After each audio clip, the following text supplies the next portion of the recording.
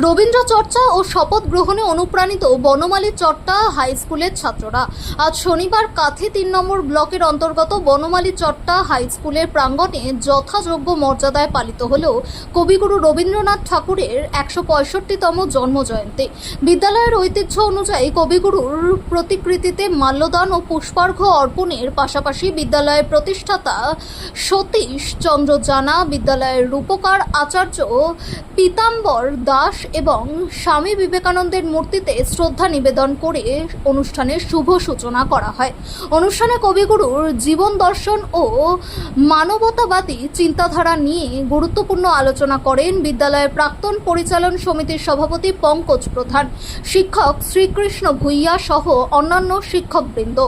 শিক্ষক অজয় কুমার গিরি তার বক্তব্যে তুলে ধরেন জীবনের নানা ঘাত প্রতিঘাত অতিক্রম করে কিভাবে রবীন্দ্রনাথ বিশ্বকবি ও নোবেল জয়ী কবিগুরু হিসেবে আত্মপ্রকাশ করেছিলেন।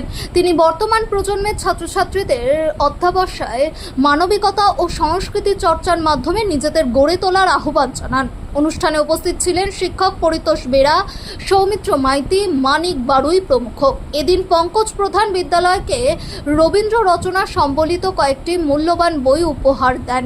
সমগ্র অনুষ্ঠানটি সঞ্চালনার পাশাপাশি এই পবিত্র দিনে ছাত্রছাত্রীদের শপথ বাক্য পাঠ করান শিক্ষক অজয় কুমার গিরি। বিদ্যালয়ের ছাত্রদের স্বতঃস্ফূর্ত অংশগ্রহণে সমগ্র অনুষ্ঠানটি হয়ে ওঠে অত্যন্ত তাৎপর্যপূর্ণ ও প্রাণবন্ত।